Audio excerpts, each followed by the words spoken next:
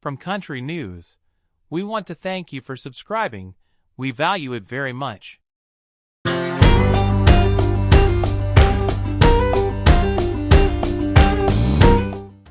In Country News, Kristofferson. Did you know that Kris Kristofferson was born on June 22, 1936 in Brownsville, Texas, United States?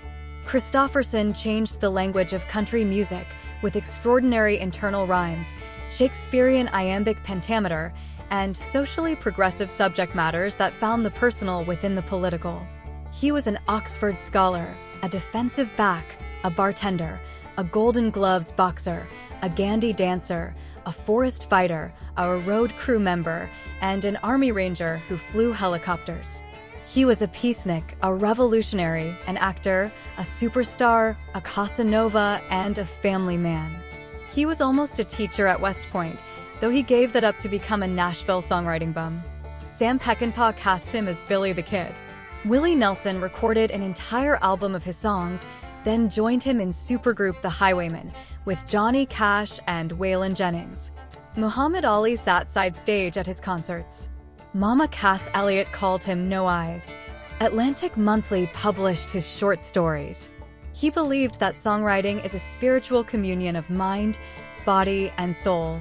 And he believed that William Blake was correct in asserting that anyone divinely ordered for spiritual communion but buries his talent will be pursued by sorrow and desperation through life and by shame and confusion for eternity. Blake is telling you that you'll be miserable if you don't do what you're supposed to do, Kristofferson said in the Ken Burns documentary Country Music. Kristofferson's devotion to spiritual communion brought much in the way of sorrow, desperation, and misery, but it led to triumph. By the 1960s, most prominent country musicians viewed music as a way out of poverty and struggle. A child of privilege, Kristofferson was among the first, if not the first, country music stars to remove the silver spoon from his mouth and seek an artistic destination. His work ethic was evident from an early age, celebrated by his parents, and, when he was a teenager, the supervisor who told him he was the best worker on a construction crew. I took pride in being the best labor or the guy that could dig the ditches the fastest, he said. Something inside me made me want to do the tough stuff. Part of it was that I wanted to be a writer, and I figured that I had to get out and live. I know that's why I ran in front of the bulls in Pamplona.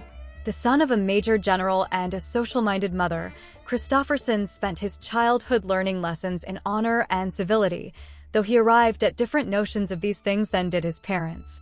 He graduated high school in San Mateo, California, in 1954, then attended Pomona College, where he played football. I was pretty slow, but I was small, he said, and studied writing under Dr. Frederick Sontag, who pushed him to apply for a Rhodes Scholarship. At Oxford, he wrote stories and examined the works of William Blake. Kristofferson earned his master's from Oxford in 1960, then returned to California, married his high school sweetheart, joined the Army, and learned to fly helicopters. In the Army, he wrote funny songs inspired by Hank Williams until he fell under the sway of folk maestro Bob Dylan. The direction Dylan was pointing and made it a respectable ambition, a respectable thing to do, Kristofferson said. The Army assigned Kristofferson to teach literature at West Point, a duty that frightened him once he found that he'd have to turn in lesson plans, explaining to superiors exactly what he'd be teaching in class. He said, "It sounded like hell to me." And so, in 1965, he came to Nashville to visit with Mary John Wilkin, the songwriter of Long Black Veil and a relation of Kristofferson's Army platoon leader. On Kristofferson's first Nashville night, he met Cowboy Jack Clement, a renegade creative who would become a lifelong friend. Soon after that, Wilkin helped Kristofferson get a backstage pass to the Grand Ole Opry, where he met a pacing panther named Johnny Cash. In less than 2 Music City weeks, Kristofferson decided to resign his Army post and move to Nashville to write songs. Soon after, he met successful songwriter Tom T. Hall in a Nashville bar. Kristofferson introduced himself to Hall, who said, "Good to see you. It's a hairy-legged town." Kristofferson scuffled for more than 4 years in Nashville, entering his 30s as what his parents considered a ne'er-do-well who was dragging down the family name. He worked as a janitor at CBS's Nashville studio, happy to empty trash cans and make coffee in exchange for access to recording sessions by Johnny Cash, Bob Dylan, and others. He rode around on a well-bruised Honda motorcycle and neglected family matters in ways that came to haunt him and that doomed his first marriage. He was heartened by praise from the people whom he hoped would become peers. When his From the Bottle to the Bottom was recorded by Grand Ole Opry star Billy Walker in 1969, Tom T. Hall said, "God, that's a great song," and quoted lines back to the fledgling talent. "That kind of thing was enough to keep me going back then," Kristofferson said. After more than 4 years in songwriting purgatory, things began to roll Kristofferson's way. Ray Stevens recorded his Sunday Mornin' Comin' Down, and Johnny Cash recorded the same song and took it to the top of the country charts. Cash performed Sunday Mornin' on his ABC television show, and, despite the cries of network censors, refused to change Kristofferson's line, "Wishing, Lord, that I was stoned," to "Wishing, Lord, that I was home." That song was voted the Country Music Association Song of the Year in 1970. Roger Miller, one of Kristofferson's songwriting heroes, recorded Me and Bobby McGee, a song inspired by publisher and Monument Records boss Fred Foster's suggestion that a song should be written about Foster's secretary, Bobby McGee. And Kristofferson's For the Good Times was recorded by the great Ray Price and became a #1 country hit. After arguing with Foster about his validity as a recording artist, Kristofferson said, "I sing like a fucking frog," to which Foster replied, "Yes, but like a frog that can communicate." Kristofferson's first solo album came out in April of 1970. It contained now classics including Sunday Mornin' Comin' Down, Me and Bobby McGee, To Beat the Devil, Help Me Make It Through the Night, Just the Other Side of Nowhere, Darby's Castle, and Best of All Possible Worlds. It began with Blame It on the Stones, a song that opened with the decidedly non-traditional line, "Mr. Marvin Middleclass is really in a stew/wonderin' what the younger generation's coming to." With that debut album, Kristofferson emerged as a luminous figure whose fame expanded far beyond country music. Janis Joplin recorded Me and Bobby McGee, which became her signature hit. And Kristofferson became a counterculture darling, beloved by artists and listeners who had never before paid attention to country music. You can look at Nashville pre-Kris and post-Kris, because he changed everything, said Bob Dylan. Kristofferson's second album, The Silver-Tongued Devil and I, came out on Monument Records in 1971 and contained The Pilgrim, Chapter 33, a song he claimed to write about friends Cash, Chris Gantry, Funky Donnie Fritz, and others, but later admitted was mostly about himself. "He's a walk-in contradiction, partly truth and partly fiction," he sang, taking every wrong direction on his lonely way back home. All those wrong directions led to some spectacular locales. In 1971, Kristofferson began a side career as an actor. He would go on to win a Golden Globe Award for his role in A Star is Born and to act in numerous films including Semi-Tough, Songwriter, Pat Garrett, and Billy the Kid, The Sailor Who Fell from Grace with the Sea, Lone Star, and Blade.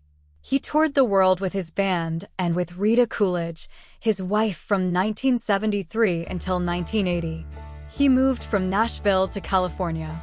And he recorded 9 albums between 1972 and 1979. This flurry of activity and the accompanying celebrity did not ease Kristofferson's mind, which was prone to depression, or his problematic drinking habit. The heady years of grand success proved to be some of the most difficult of his life. "The darkness is driving me farther away from the shore/throw me a rhyme or a reason to try to go on," he wrote and sang in Shipwrecked in the 80s. He found rhyme and reason in the graceful form of Lisa Myers, who married Kristofferson in 1983 and helped him get his life under control. The couple would have 5 children together, and Kristofferson became the doting father that he hadn't been for his first 3 kids in the 1960s and 70s. In 1985, Kristofferson joined Cash, Waylon Jennings, and Willie Nelson to form the supergroup now called the Highwaymen. The group returned Kristofferson's voice to radio, provided a larger audience for him to relay his critical and sometimes controversial views on American foreign policy, and offered him great joy. Every time I look at a picture of Willie and me and John and Waylon, I find it amazing that they let the janitor in there, he told journalist Mikal Gilmore. After 2 roundly ignored solo albums for Mercury Records, Repossessed and Third World Warrior, Kristofferson began working with producer Don Was in 1995. Their creative partnership proved fruitful, with Was restrained production allowing the grisly character in Kristofferson's voice to be heard to full effect, and with Kristofferson writing pensive, eloquent songs that rank with his finest works.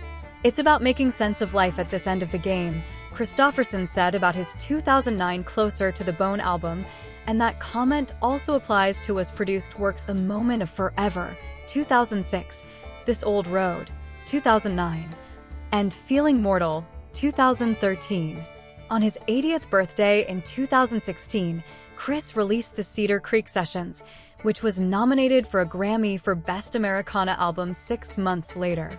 Until the COVID pandemic in 2020, Kristofferson toured incessantly in the 21st century, a quiet man in worn brown boots, commanding stages with only his guitar and harmonica for accompaniment. His Gibson acoustic might go out of tune, no matter. He might forget a song lyric. Audience members were there to fill it in. His charisma and his songs outshone the brightest of spotlights, and the effect was mesmerizing. In 2003, Kristofferson received the Free Speech Award from the Americana Music Association, and in 2004, he became a member of the Country Music Hall of Fame. Since then, he has received Lifetime Achievement honors from BMI, the Recording Academy, the Country Music Association, and the Academy of Country Music, among many others. When I got started, I was one of the people hoping to bring respect to country music, he said. Some of the songs I had that got to be hits did that. I imagine that's why somebody might vote me into a Hall of Fame. I know it's not because of my golden throat. On the back cover of The Silver-Tongued Devil and I, Kristofferson advised that his songs were echoes of the going ups and coming downs, walking pneumonia and run-of-the-mill madness, colored with guilt, pride, and a vague sense of despair. Sometimes divine communion, then is holy hell. Kristofferson brought some of that hell on himself, and he lived through times when guilt and despair were anything but vague, and when pride was hard to conjure. Asked about regrets, he said, "Listen, I have those. But my life has turned out so well for me that I would be afraid to change anything." Thanks so much, Kris, for your contribution to country music.